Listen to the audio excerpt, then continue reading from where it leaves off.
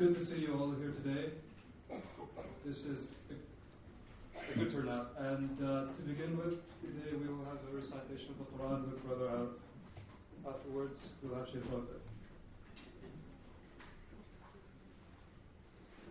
Assalamu alaikum wa rahmatullahi wa barakatuh. Alaikum salam.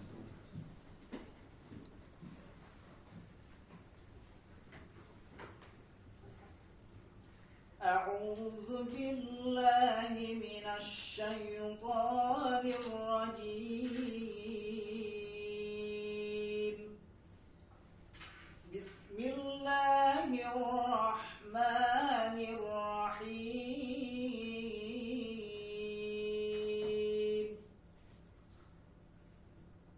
الحمد لله رب العالمين.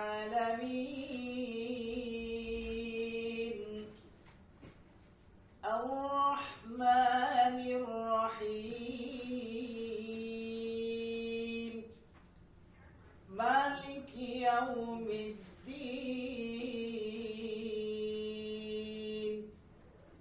إياك نعبد وإياك نستعين. اهدنا الصراط المستقيم.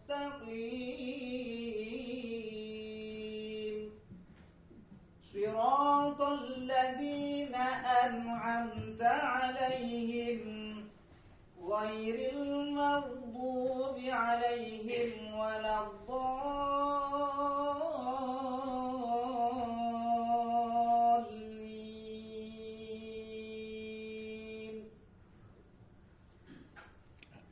صدق الله العظيم. السلام عليكم ورحمة الله وبركاته.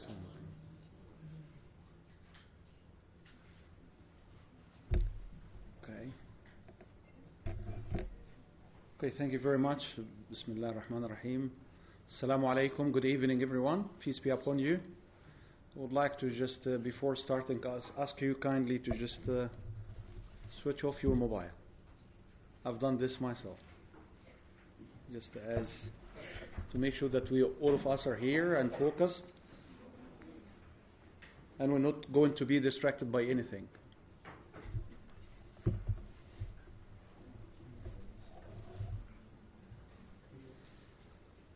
I would like to thank very much the organizers, the Al-Hikmah, the brothers of the Omani Association. May Allah reward you. I'd like to thank you very much all for your attendance, and I hope that my words are going to be of a benefit for all the audience, regardless of their background. Indeed, it would have some extra benefits to those with Islamic background, yet we are all human beings, and indeed what I am going to say, hopefully, I hope that it's going to be again of a benefit to all of us, something we can just walk and something we can apply to our daily life. Before I start today's lecture or tonight's lecture, let me just highlight the first one because it's a continuation of the first one. The summary of the first one was actually about the interrelationship or the interconnection between the body, the soul, the mind, and the heart. We have an interconnection between those four. So your body is connected to your soul and body are connected to your mind, and all of the three are connected to your heart. And this is all those factors are connected to your happiness or misery. So if you are able to bring those four beautiful factors or faces in a nice way, then you would be able to achieve your happiness in this life and then in the hereafter. If there is a disconnection between those four, then you are going to struggle. We are going to struggle as human beings. So we are going to try as human beings to bring those four together in a harmonious way, where our body is connected to our soul, and our soul is connected to our heart, and our heart is connected to our mind. And as I have highlighted some last time, by giving the example of the house and the tenant. The house is the body. think of a house, your house, as the body. And think of the tenant as the soul. If the house is leaking, the tenant is not going to be happy. Would he? No. So it's the same thing. If the body is not alright, the soul is not going to be fine. If the soul is not happy, the body might be affected, and vice versa. So we have to think of our soul as a being, as the real being actually, because the body is a temporary creation which is going to vanish by death. But the soul is eternal creation that is going to start even after death, as we Muslims believe and many other followers of other religions. As human beings, we are elated over a lot of creations that have been created by God because of our ability, of our intellectual abilities. But that shouldn't make us abuse the rest of the creation of Allah subhanahu wa ta'ala. And that shows that again, for us to be happy, we need to live in a harmonious environment. Our ecology, our environment is supposed to be treated in a humble and good way, not to be abused.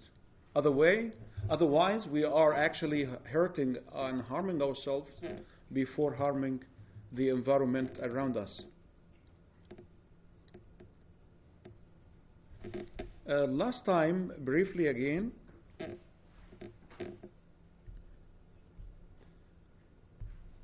I've been just talking to you, or I have told you that there are some signs that we are in need of a spiritual detox.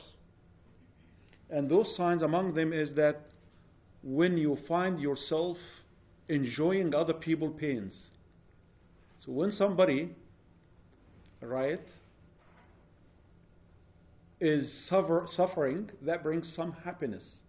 If one to think that way, to feel that way, it means that that person is actually in need of a spiritual detox. Or when one is attracted to very negative news, so you go to the internet and then you start to focus on negative stuff, and you keep scrolling negative stuff and you avoid any positivity.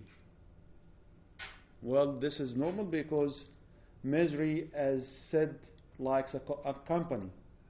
So again, you would need to feed this, or one will need to feed this misery by seeking more misery for a good companionship.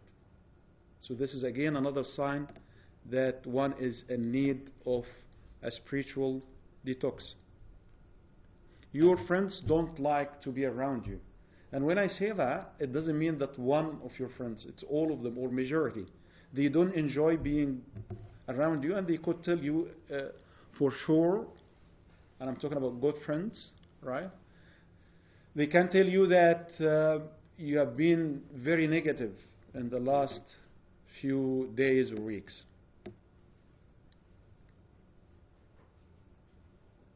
Successful people make you angry. You don't like to see success. You don't enjoy that. It's another sign that you or me, if I am in that position, or you in that position, we need a spiritual detox. If we are okay, we are going to be happy for other people's success, and instead of being jealous of them, we would turn to Allah, to God, to the Creator, and seek from Him a power, a positive energy which is going to put us on the way so we can actually contribute to the society or to the community just like they are contributing, and become a successful instrument building a good society. When you feel bored all the time, another sign. So feeling bored all the time. By the way, it is okay to feel bored sometimes. Right? There is no harm in this.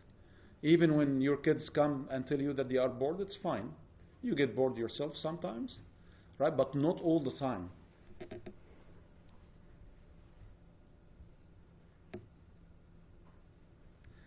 You cannot remember the last time you connected to nature. So there is a disconnection between the person who in need of a spiritual detox There is a total disconnection between that person and the nature. When was the last time you went for a walk? When was the last time you went for a walk without your mobile? Without receiving calls or making calls? Because connecting to the nature means that you are going to listen to the nature. You are going to enjoy it. Listen to it and enjoy it to the stage that you don't like to enjoy anything else. You're not feeling bored. Again, it is a sign that you are bored, that while walking in a beautiful place, you're still making calls and receiving calls. Even though that time is supposed to be quite special time for you to be able to connect to the bigger you. And the bigger you is the universe. The bigger you is the nature. The bigger me is the nature and the universe. Today is, or tonight's talk is the continuation of the first talk. And this one, as I promised you, is going to be a practical program to be suggested for a spiritual detox. Now, there was a very general theoretical talk last time. Today, hopefully, we are going to walk the talk and then get into a practical program. If we are able to take care of this program, if we are able to apply this program to our life, hopefully we would be able to spiritually cleanse ourselves. Your liver needs a cleansing, right? Your stomach, intestines, all the body needs some detox. And subhanallah, it's very interesting to know that the body detox itself by itself every spring and autumn. This is physical. We're talking about physical detoxification. But about the spiritual one, now you need to do this. So you have harmony between a body or physical detox and spiritual detox. And both can work very, very good, because what you eat affects you, as we have agreed last time. So the first step towards a practical spiritual detox is fasting.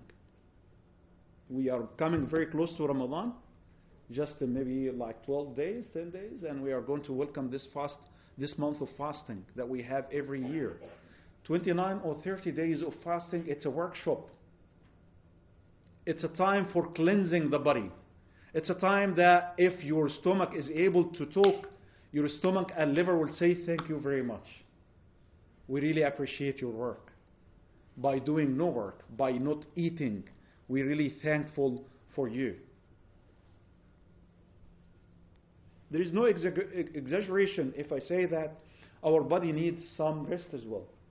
And that affects our soul. So fasting is one of the very important, or the cornerstone of a spiritual detox. There is a saying that we have that some said it's a hadith, tradition of the Prophet Muhammad sallallahu alaihi wasallam, which says "Sumu tasihhu." Some argued against its soundness, but anyway, it's quite right. Sumu, do fast, tasihhu, and you will be cured. You will be healthy. So fasting is a step towards a better health. But what is fasting in Islam? We need to understand fasting. Fasting is a physical and spiritual act in Islam. It's not only physical as many Muslims think and many non-Muslim friends believe.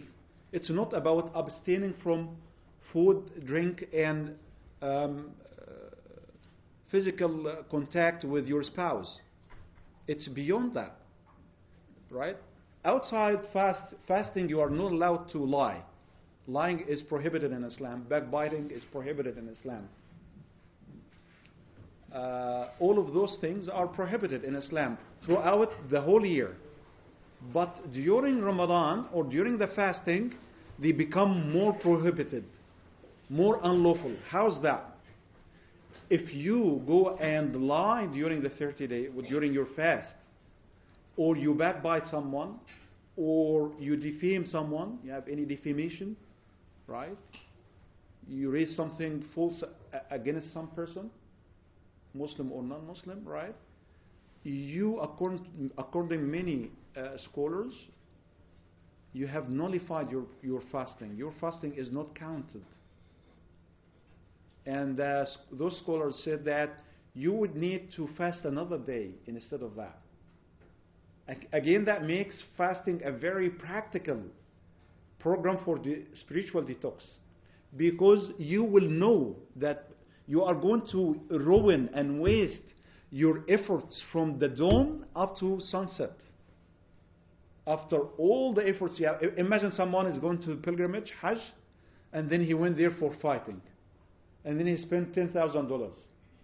This person knows definitely that he has lost not only the $10,000 of his Hajj or pilgrimage, but he lost a lot of spirituality himself. He might have lost his own self. And that's why in Islam, fasting has that spiritual meaning, not only physical.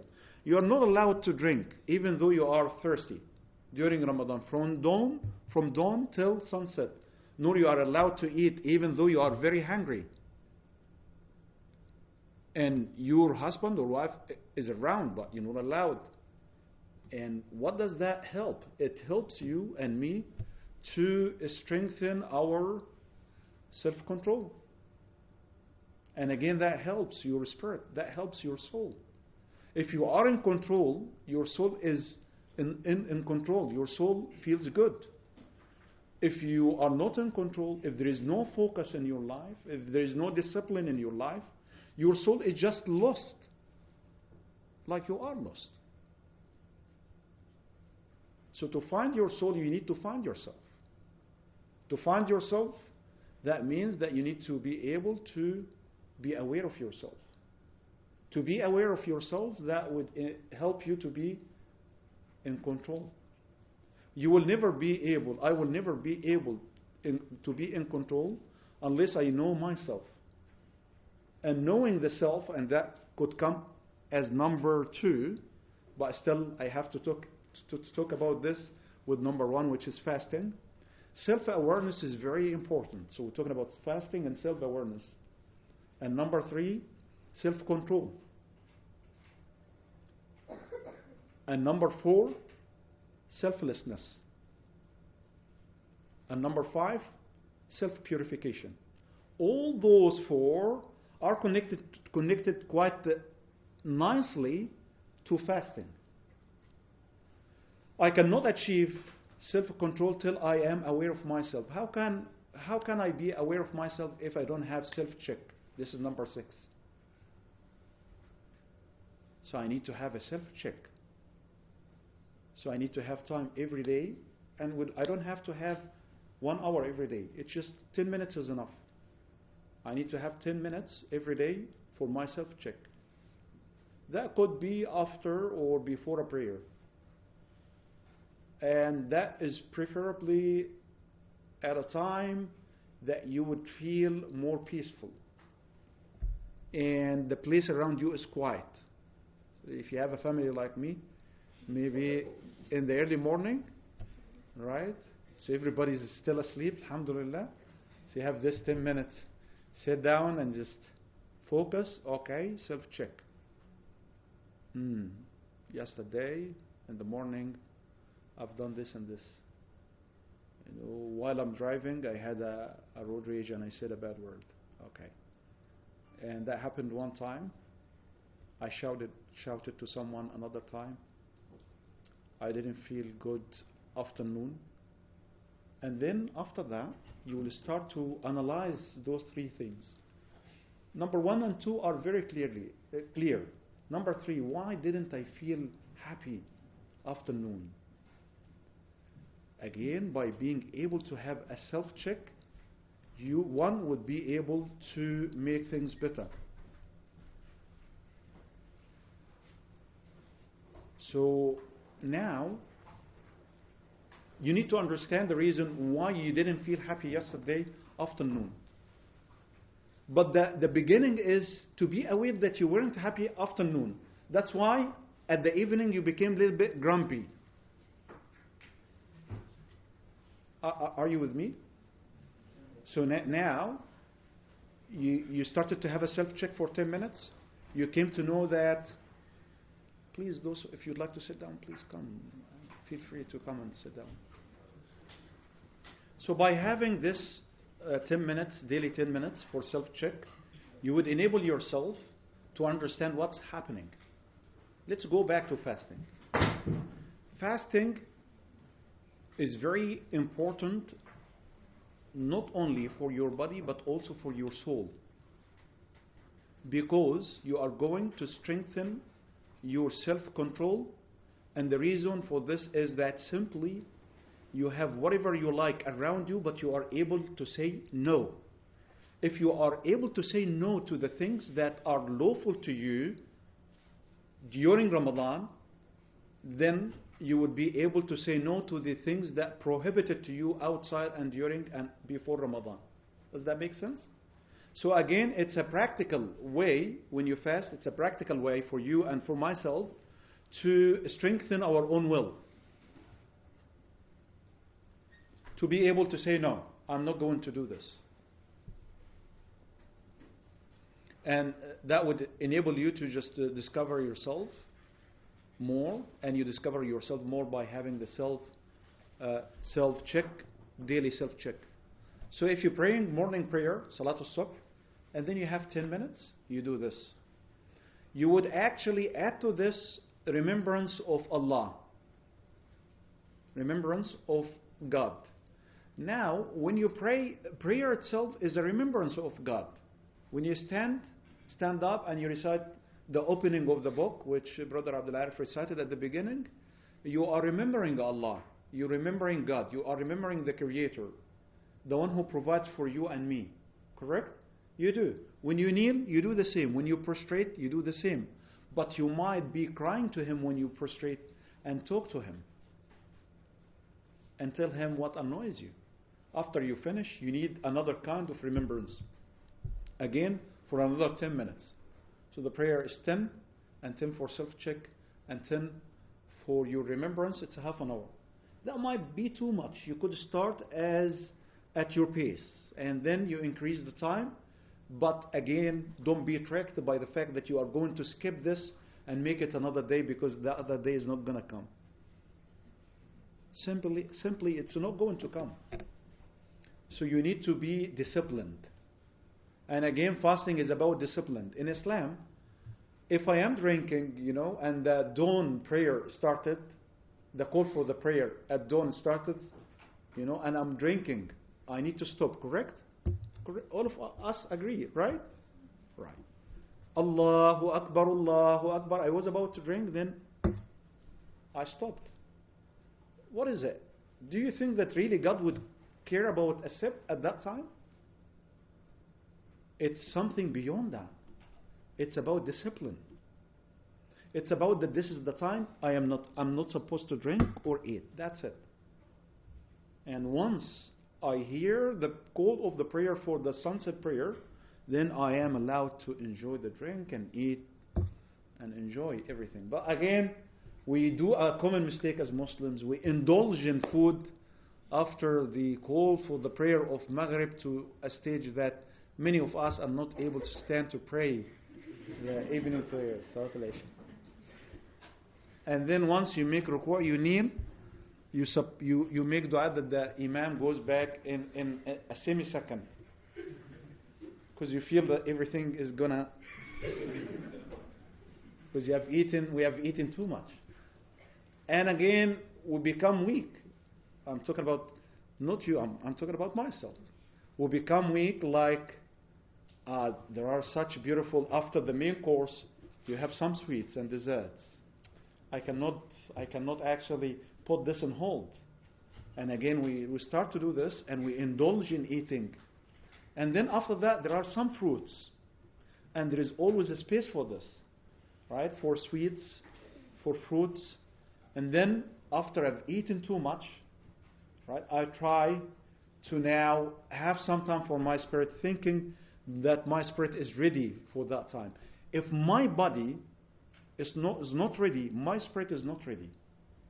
Meaning, If I have indulged myself in eating too much beyond my capacity, my soul is not going to enjoy at all the prayer.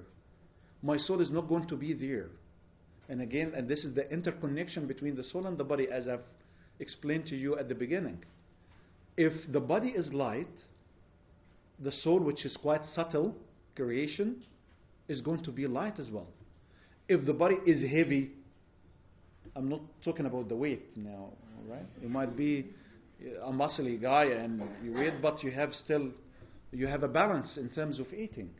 You're not exceeding what you're supposed to eat. The Prophet said, it's enough for son of Adam, the Prophet Muhammad said, to have morsels of food. Little bit. If he or she must eat, the Prophet said, and he practiced this, by the way, and that's why he was very healthy. And if he or she must eat beyond that, then let him or her have 1/3 for the food, 1/3 for the drink, and 1/3 for the air. 1/3 for the air, I don't understand that. The 3/3 must be food and sweets and savory and drinks.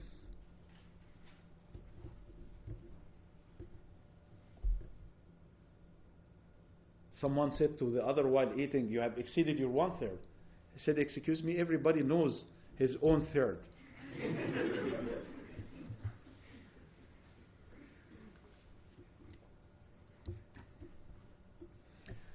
There are some people who are not only fasting a month of Ramadan, but they go to Monday and Thursday. Or if you can't do this, because it's a commitment, you can do the 13th, 14th, and 15th of every lunar month, Hijri month. It's a long story. Why is that? The Prophet said, but he didn't explain, but actually the moon is full. The moon affects our earth in a way or another. You know the tide is an impact of the moon. All of us know that. So the tide, we're talking about water. We are 75% water. So that would affect us as well. There's a good article that has some scientific basis talking about the impact of that moon on the water in general and the human being in particular, because we're 75% water. So it's good to fast on the 13th, 14th, and 15th of every lunar month, as the Prophet used to do.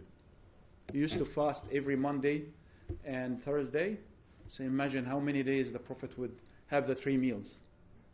We talk about nearly 2 times 4, 8, 8 plus 3, 11, right? Roughly 11 or 12 every month. So for 11 or 12 days, the Prophet would only eat 1 meal and half a meal. Half a meal is the meal for suhoor, the time before dawn. And in Ramadan, by the way, and as we are approaching Ramadan, I want you to take this meal very seriously. We have physicians amongst us and they can support this. It's very important to have this meal because it's a replacement of your breakfast, right? So you're not skipping this meal. And do not compare yourself to the Prophet in everything, because he was beyond in his physicality, beyond our own abilities as well. So you need to remember that it is the tradition of Prophet Muhammad that we need to take this meal in the early morning before the dawn prayer, call for the prayer. Take it seriously. Have some good protein. It could be vegetarian based, sometimes it's not bad to be poor, and now it's very, very good for your body to have some protein in the morning.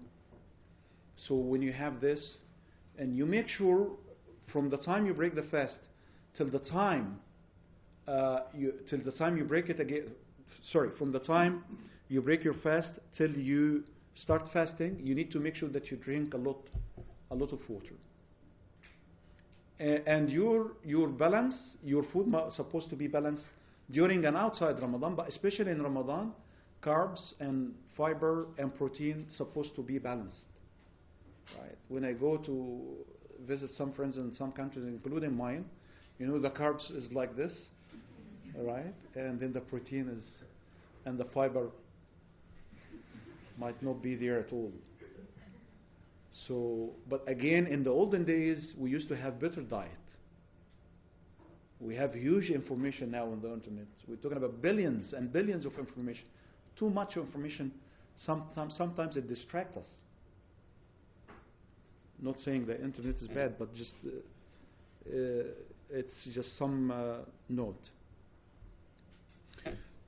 In addition to fasting, and remembering that fasting is not only about food and drink, is about your mannerism, is about making sure that you're not lying, you are not backbiting someone, you are not cursing or swearing, because if you do, that day is going to be nullified according to many Muslim scholars. And that shows the spiritual importance of fasting. We understand that fasting has a spiritual meaning as well, not only physical. You need to read the Quran, in addition to this practical program. Reading the Quran is very important. And again, you could start with 5 minutes a day. But it should be a commitment. Sometimes you feel very sad, all right? You read the Quran, and then you come across a verse that is telling you that this life is temporary. It's not eternal life. You have been feeling very frustrated because of something happened at work or during your study or wherever. Right. Once you came across this verse, you start to chill and cool down because anyway, it's going to have an end. Well, you might say that, but my friend can remind me. Yes, indeed, he or she can do this. But it's not going to have the impact of the words of Allah on me and on you when you recite. So this connection between you and the Quran would strengthen your soul. And it is a food for your thought. And that is needed for the spiritual detox. You need to seek forgiveness. Forgiveness for whatever wrong you have done. It's not about blaming yourself and posing with the blame, because this is not good for you, nor for me. We shouldn't blame. Blame is another punishment, okay? But it's about a decision of moving from the wrong circle to the right one, from the wrong area to the good area, from the bad stuff to the good stuff. So you make a decision, and this is the meaning of repentance. Repentance in Islam, at-tawbah. It's about just keeping behind yourself the bad stuff, the negativity, and moving towards positivity. It's about disconnection with the wrong crowd and having a good connection with the right crowd. Your friends actually have an impact on you. If you choose the right one, they will have a right and good and sound effect on you. If you choose the wrong one, they would have a negative effect on you. And that's why I am supposed to be selective when it comes to people whom I am going to sit with. Imagine if I select people who are miserable, and then I hope that I'm going to be happy. I will never be happy, because I tell them, look at the sun, and then they tell me that it's too hot, right? So they can see only the negativity.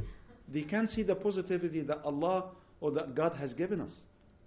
You go to the UK, for example, it's a -5, and then you get, alhamdulillah, say thanks God for New Zealand. But the UK guy as well would say thank you God for UK compared to other places, and so on. So by seeking forgiveness, you are making a decision that you're going to be better than yesterday. How can you make this seeking forgiveness without the self-check? So you remember now, does that make sense? You have fasting, and with the fasting you have daily self-check, and you are going to have self-control. In addition to this, you would have selflessness and self-purification. What is selflessness? It's to care about other people, regardless their background. In the Quran, it says give to the non-Muslims. But they're not Muslims. The Quran doesn't say, because they are not Muslim, don't give them. No. You give. There is a humanity here. And Islam is the religion or the deen of humanity. You give. And that's why in Ramadan, after fasting the 30 days, if we don't give this share towards the poor, our fasting is not accepted. Look at this. It might be in New Zealand dollars, it might be $10, but $10 times 50,000. How much would that be? $500,000? Am I right? Okay, good. Alhamdulillah. $500,000. Okay, if we're talking about 1.7 billion, but not all of them can give the $10, but most of them can. We're talking about big money. And if we talk about the 2.5% of charity in Islam, in addition to this, which most of us give during Ramadan, because we believe that it's going to be multiplied, right? Imagine if all of us would pay this. It's spiritual cleansing. So when you give zakat or charity, it's spiritually cleansing you from stinginess, from being miser. If you give those 2.5%, you're not miser at all. And we don't have a system in Islam that could be good and that sometimes it could be bad. There is nobody who would collect it from. It's up to you. You give it to the poor and the needy. So again, to spiritually clean yourself, you need to give. You need to be selfless, sorry. You shouldn't be helpless. This is totally the opposite of what I wanted to say. So now, self-control, self-awareness, selflessness, self-check, and you need to have positive self-talk. Do you talk to yourself? So if you talk loudly, you might be, called that you're not so right anymore. But do you sometimes go to the bathroom, take a shower, and talk to yourself? You go like, why did I do this? Does that happen to you sometimes? This is not bad, by the way. If you have a positive self-talk, is very good. By the way, in the Quran, the last page of Surah Al-Baqarah, the second chapter of the Quran, you would find the verse, إِن تُبْدُوا مَا فِي أَنفُسِكُمْ أَوْ تُخْفُوهُ يُحَاسِبْكُمْ بِهِ اللَّهُ. This verse is talking about self-talk. Whether you hide your thoughts or you expose them, you will be accountable for that. And then God says, why God would say then later on that, no, I forgive you now, you are only responsible for whatever you expose. To tell us that, that Allah is telling us, God is telling us, I am aware of your thoughts. And you need to be aware of your thoughts. إِن تُبْدُوا مَا فِي أَنفُسِكُمْ أَوْ تُخْفُوهُ. If you hide it in yourself or you expose it, I am aware of it. It's my thoughts. Well, I am your creator. I know what you are thinking about. So now, your thoughts, they're either positive or negative. Now, sometimes we cannot control our thoughts. Do you agree? But that leads us to sickness. So we need to practice self-talk, positive self-talk. Again, we need to practice positive self-talk, not negative one. Right? Sometimes you keep blaming yourself. And that keep repeating day after day for a full week. What is the point of blaming yourself about something? If it was bad, you just stop doing it. That's it. But you keep blaming yourself. You are punishing yourself. Right? And this is not good for you. This is not good for your spirit.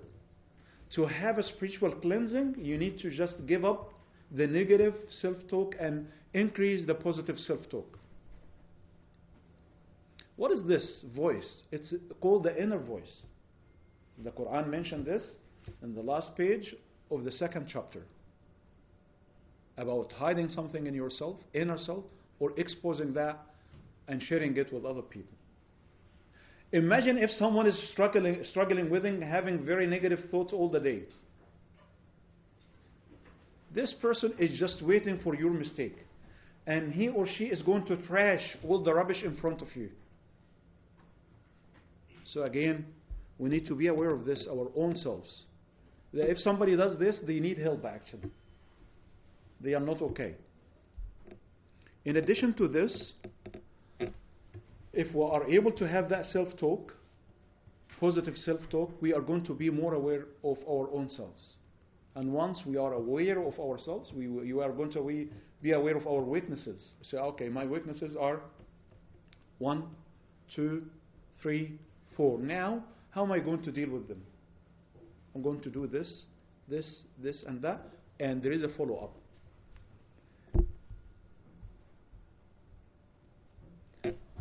So at the end of my talk now, and before we open the floor for questions and comments, indeed, would like to just summarize what I have said. It's today or tonight, the subject was about suggested a spiritual detox program, a practical one. And the beginning was with fasting, and fasting has indeed a very positive impact on us as human beings. It allows our body to detox as well as our soul. Indeed, to have the right kind of fasting, we need to increase our self-control, and this is the purpose of fasting. And we cannot do this without being aware of ourselves. And to be aware of ourselves, we need to have a daily self-check, and we need to have a positive self-talk, and listen to the good thoughts of the inner voice of ourselves, not the negative one. If there are some negative ideas, we need to deal with this. We need to do something practical. We shouldn't listen and follow and listen and follow and listen and listen and listen, because that is going to harm us. In addition to this, we need to remember that it's important to have the remembrance of God. So we have some time for in the morning or evening for the remembrance of God. The impact of the beautiful names of God is quite huge, positively on our own souls. So we need to have some time for this. In addition to that, we need to seek forgiveness, because we're not perfect. Nobody's perfect. Nobody in the whole universe is perfect. So we need to seek forgiveness. And we need, in addition to this as well, to talk to Allah. And talking to Allah, you might say this is supplication, right? But there is a way that you need to use, right, when talking to God. There is a way that you talk loudly. There is another way that you talk without moving your tongue. And the second way could be very powerful, but you need to practice it. If I ask you now to say something to God, right, loudly, not very loud so that your neighbor doesn't hear what you're saying, but you say it in a loud way that you can at least hear it, right? I want you to do that now, to just show you the difference between the two ways of talking to God. So you need to move your tongue and say something. I'll do this with you.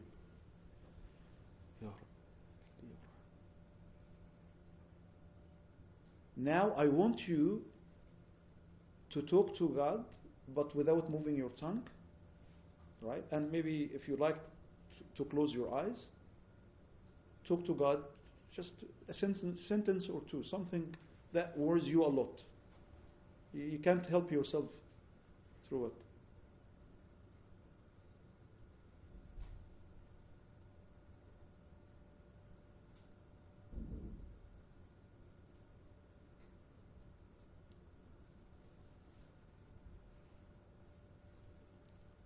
Now I'm kind of finalized my lecture, but before going to the question, I would like to ask just a couple of you about their feeling. What is the difference between the first and second, in their opinion?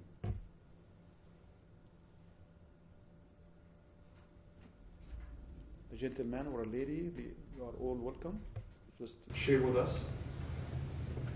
The second Yes, one, please.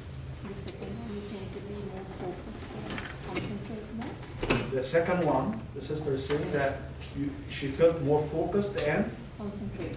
and concentrating on what she said. So you didn't move your tongue. Were you able to hear yourself?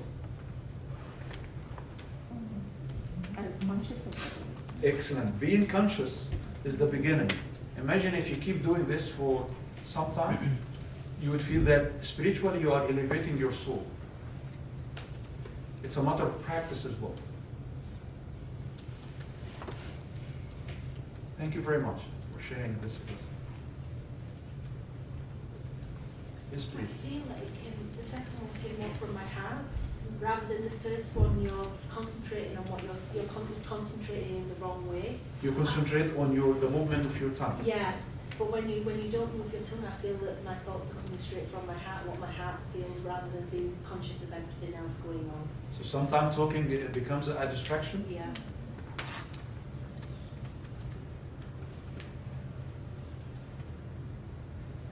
So again, this is just something that we have practiced for seconds that we can actually, if we can practice and we use in our life, we can elevate ourselves spiritually.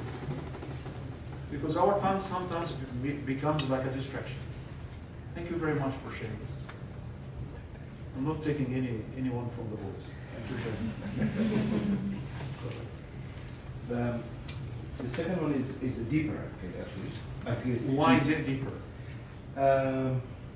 Partly because there is no language, there is no concentration on the language. There is no or the distraction, in terms, distraction. as my And, sister said here, Yeah. right? But the other thing is because you are so focused that you wanted to ask for a specific thing, it just flows. And the second one is really already following that. So I feel it's deeper. There is a powerness, there is a power for silence as well. When you are silent, your energy is actually focused. So you have more energy when you are silent. That's why we have 5 prayers. 5 prayers, right? Morning prayer is loud, out loud, right? But noon, late afternoon, they both silent. And then sunset, and then evening. And if you notice, when the universe is silent, at least in our area, let's say Auckland, New Zealand, we become loud in prayer. You understand what I'm trying to say? In the morning, dawn time, it's 5:30. Most of the guys still in bed, you are praying out loud. But again now, when it's very busy during the day, it's noon time, everybody's busy eating, and it's your break, you're praying, and you are silent. And you see this? You go in the opposite of the environment around you. Thank you very much for that. Now the floor is open for questions or comments.